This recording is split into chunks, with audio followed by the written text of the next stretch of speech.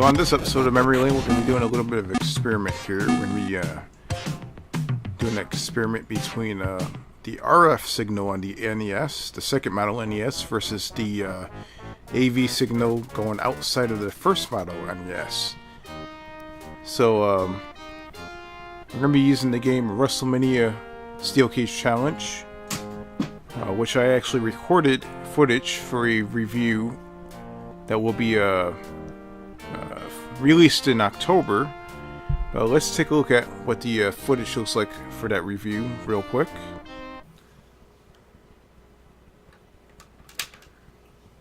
Alright, so the game does appear to be working fine. I did have to blow it out a couple of times, and you see the LGN logo right there. And you have the awesome title screen, WrestleMania Steel Cage Challenge. You have the awesome old WWF logo right there. You have Hulk Hogan, a nice NES. Let's get back to the match here. This is a second rematch for the tournament. Sid Vicious is hard as hell in this game. He gave him the last ride. So later on, when Undertaker got the biker gimmick, he eventually started using power bombs himself. Oh my god, look at this. Oh, he did another powerbomb to me. Man, this guy is not playing around. So you notice there's a lot of weird looking vertical lines in that footage. And even when I bypassed the Atari 2600 Junior, there's a lot of distortion. So let's take a look at the AV hookup through the first model NES. Alright, so here's the same game right here. WrestleMania Steel Cage Challenge with a composite signal. And there we go with the title screen right there. We have a Steel Cage Challenge, WWF logo, Hulk Hogan. This is the main menu right here. And it does appear to be quite a bit cleaner than the RF signal, which I recorded using the regular OEM RF cable. That was I recorded that actually for a review. So I did a whole review using RF cabling.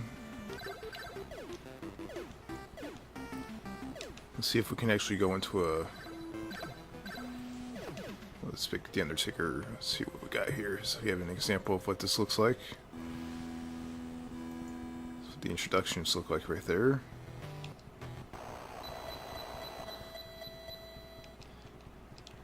You see right there, the picture looks a lot cleaner, in my opinion.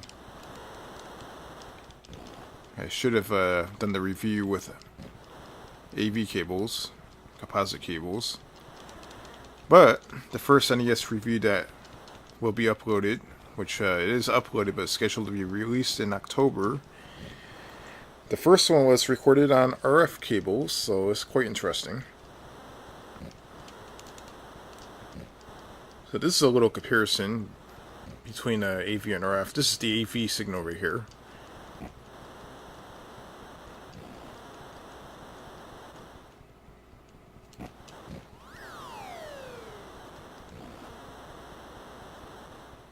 So yeah, this is a little quick episode of Memory Lane just so you guys can see the differences between composite and RF. Recorded through the Elgato HD 60. There's a whole bunch of conversions going on here. It's going through a VCR.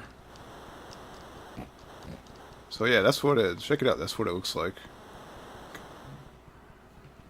Surprisingly, the Atari 2600 RF signal is very, very clean compared to Nintendo.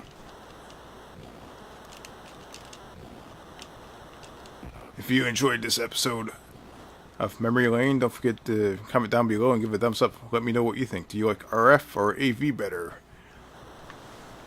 I record the Atari 2600 with RF, but it looks like the NES will be AV.